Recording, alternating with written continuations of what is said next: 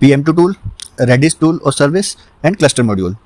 तो बात करते हैं PM2 की। ये एक एडवांस Node.js प्रोसेस मैनेजर है, ठीक है। सो PM2 एक प्रोसेस मैनेजर है जो Node.js एप्लीकेशंस को प्रोडक्शन में मैनेज करने के लिए यूज होता है।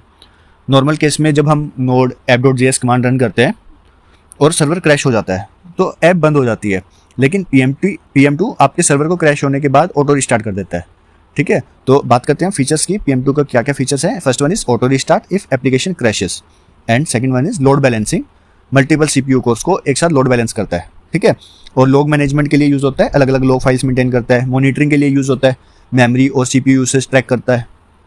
अब कुछ कमांड्स की बात करते हैं जो कि PM2 में यूज होती है, जैसे PM2 start app.js to start our application, PM2 restart app to restart our application, PM2 stop app to stop our application, PM2 logs to check our logs, PM2 monitor to monitor the application। सो ये एक tool है जहाँ आप अपने Node.js application को deploy करते हो, ठीक है, AWS सर्वर पे।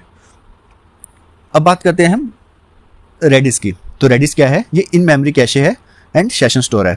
सो रेडिस एक इन मेमोरी डेटाबेस है जो डाटा को रैम में स्टोर करता है, इसलिए काफ़ी फास्ट होता है।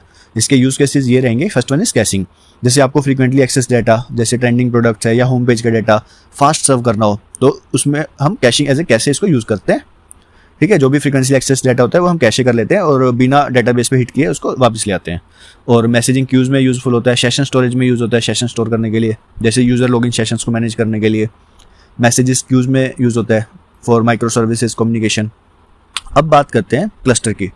सो क्लस्टर क्या है? ये Node.js में मॉड्यूल है, इनबिल्ट मॉड्यूल है क्लस्टर मॉड्यूल, तो जो कि एज अ स्केलिंग काम करता है, स्केलिंग को सपोर्ट करता है।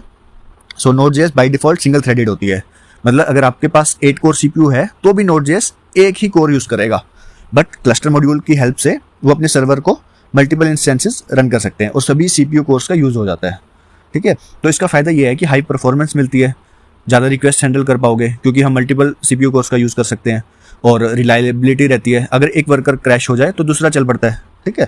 तो ये कुछ बेनिफिट्स होते हैं। सो क्लस्टर मॉड्यूल ज़्यादातर PM2 के साथ यूज़ होता है क्योंकि PM2 क्लस्टर मॉड्यूल को हैंडल करता है ऑटोमेटिकली, ठीक है। सो हमने क्या क्या डिस्कस किया? PM2 tool for process management, Redis tool और service for caching and sessions, and cluster inbuilt module of Node.js for the scaling of Node.js applications.